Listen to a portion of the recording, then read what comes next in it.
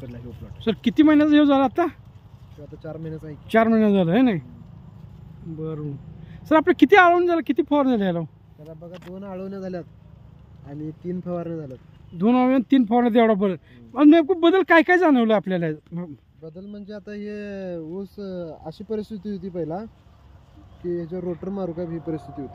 म्हणजे रोटर अशी परिस्थिती झाली. रोटर मारू का ही परिस्थिती झाली. पण तुमचं जे औषध वापरल्यानंतर रिझल्ट आता म्हणजे काय काय बदल तुम्हाला काय काय म्हणजे काळोखी आहे, काळोखी चांगली, फुटवा काढलेला आहे, फुटवा चांगला निघालाय. साईज पण फुटवा कॉम किती किती असतील एका ह्याच्यात जरा मेस्त आहे सर? आता मेजण्यात काय 2 3 4 5 6 7 8 9 8 तर आता मोठं झालेलं ऊस आहे आणि बारीक सारीक आहेतच खाली आहेत.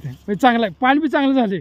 बघा की राव 4 महिने म्हणून म्हटलं तर बघा की आपण दिसत नाही एवढं. आणि तसं आम्ही व्यवस्थित हे केलं नाही. म्हणजे आळवणी जे टायमावर घालायचं होतं ते ड्रीप नसल्यामुळं आधी ना झालं नाही. बरोबर.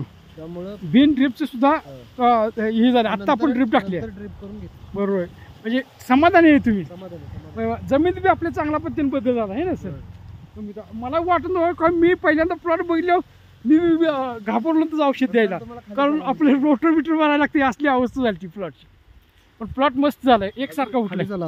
अजून सागर इकडं सागर साहेब बघा कसला आहे.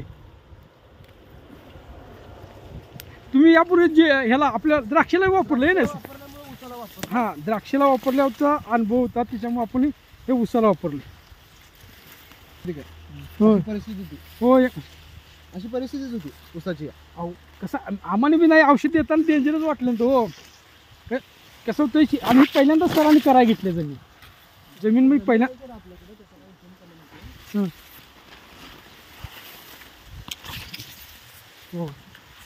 सरांचं कष्ट बी आहे. पण ऊस बघ काय 3 एकरला घेतलंय मी आणि वर पण 3 एकर आहे. तो पण ऊस जाऊन बघायचा.